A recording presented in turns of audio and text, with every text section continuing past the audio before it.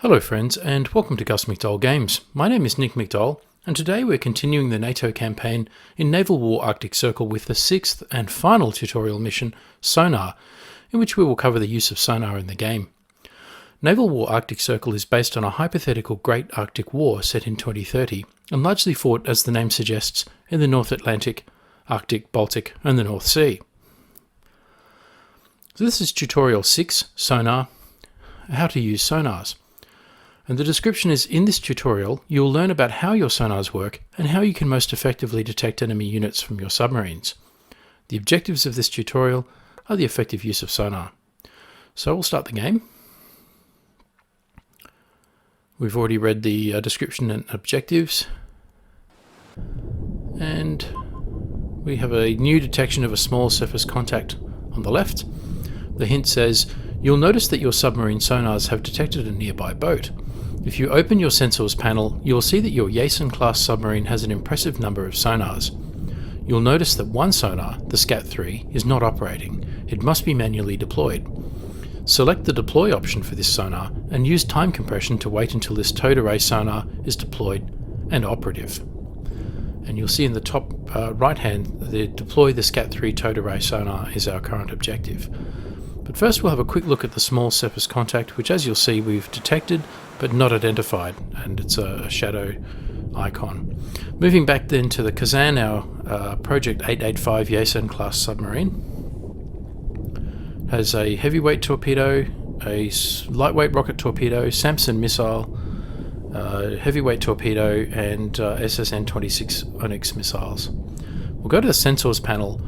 And the sensors that we have are the Irtish Amphora MGK 500 shark gill sonar, the MG519 Alpha mouse roar flank sonar, the Irtish Amphora SCAT-3 towed array sonar, which is the one we need to activate. So we'll go ahead and deploy the sensor. And finally the Medveditsa 971 radar, which we won't be using because, well, it's a radar and we're using sonar in this tutorial. Okay, so we'll increase time compression and see what happens, and we get a new detection of a large surface contact and a small surface contact as well. So moving first to the Delilah, which is a fishing boat. This is the earlier detection which we've now identified. We have a large surface contact we've detected but not identified. Again, you see the ship's in a shadowed outline, and the hint reads, sonars that are deployed away from the unit's hull are far more powerful than hull-mounted sonars. Note, however, that all sonars on a ship or submarine have blind or baffle zones where they cannot detect anything. A towed array sonar is deployed behind the unit and cannot detect anything in front of it around a 90-degree angle. Hull-mounted bow sonars cannot detect units behind the vessel. And flank array sonars can only detect units on either side, not in front or behind. Now turn your submarine either to the east or to the west without changing the speed or depth by setting a waypoint. I think what we'll do is we'll move to the southeast, and we'll set a waypoint there so that we can gradually turn counterclockwise towards the east. And what we'll do with this is we'll give the various sonar systems, essentially we'll be sweeping in a 360-degree arc, and we'll see if we can detect more by doing that than staying on the same course. So, okay, so the hint says, note that towed array sonars do not operate at all when the unit speed is higher than slow. All sonars are far less effective at higher speeds. At cruise or above, your submarines will be practically blind. Also note that in a combat situation, a submarine will never use active sonar unless it is already detected. Units at speed are much more noisy and easier to detect by sonar than units moving slowly. Feel free to experiment with the speed and direction of your sub, taking care not to lose track of your targets. To complete this tutorial, use missiles or torpedoes to sink one of the targets. Okay, so our submarine, the Kazan, is moving at 25 kilometers an hour, which does seem a little fast to me. But what we'll do is it's moving towards the southeast. We'll move it now towards the northeast, but at the same time, 25 kilometers an hour, I think what we'll do is we'll bring down the speed, maybe to slow, because otherwise it's going to limit the ability of the sonar to detect anything. Okay. And we already have a new detection of a large surface contact, which is actually very close to us. And even though we were pointing directly towards it, we could not detect that contact, even at very close range, because we were unable to employ some of our sonars, like probably the towed array, for example, has now picked that up. So we'll continue our 360-degree sweep, clearing the baffles by moving to the northwest. And fans of the Hunt for Red October will remember the Crazy Ivan maneuver that was depicted in that movie. So now we'll move towards the southwest, and again we're now down to 10 kilometers an hour. We're moving counterclockwise, doing a 360-degree sweep to clear the baffles and to give our sonars the best chance of detecting all of the targets that might be there in the 360-degree view. So moving now back down to the southeast, and we'll see what we have. Okay, so we've got a large surface contact to the south.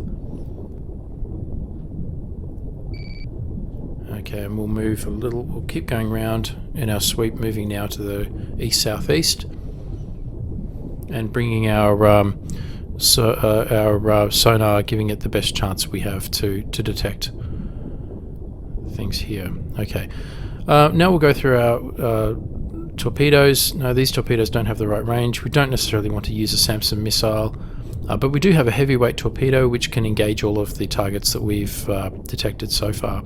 We also have an Onyx SSN-26 missile, but I'm not going to use that yet.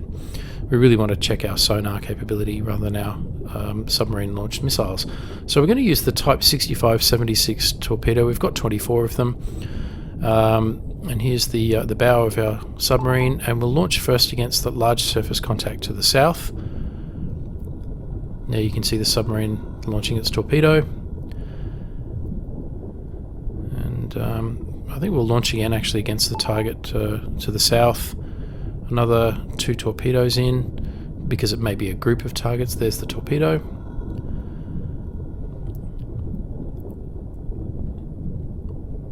Okay.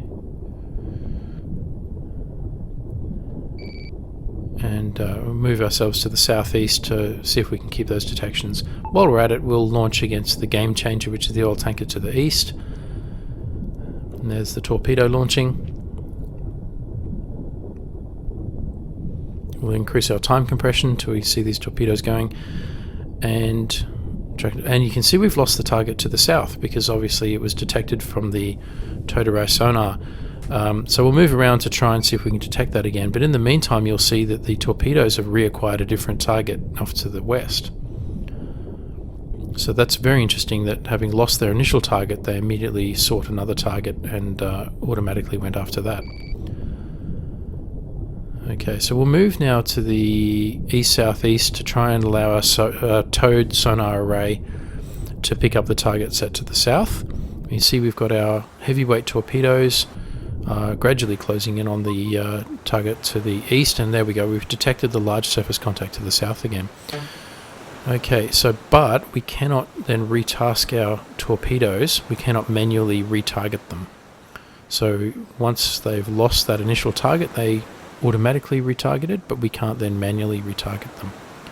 However, if we look at the torpedo sonar, you can see you can change from active to passive sonar detection. And that's something you can do to have a bit more control over your torpedoes and how they present. These torpedoes, you see you can't change their speed settings or anything like that. I'll leave these at active detection. No special weapons or anything on them, so really the only control you have over them once you've launched them is over the torpedo sonar.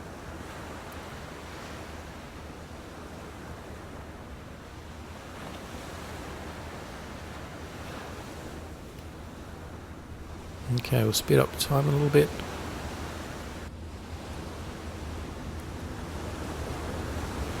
And get this torpedo tracking in on the surface ship here. And once we sink one surface ship, that'll bring this tutorial to a close, which is the 6th and final of our series of tutorials for Naval War Arctic Circle. And the torpedo is closing in.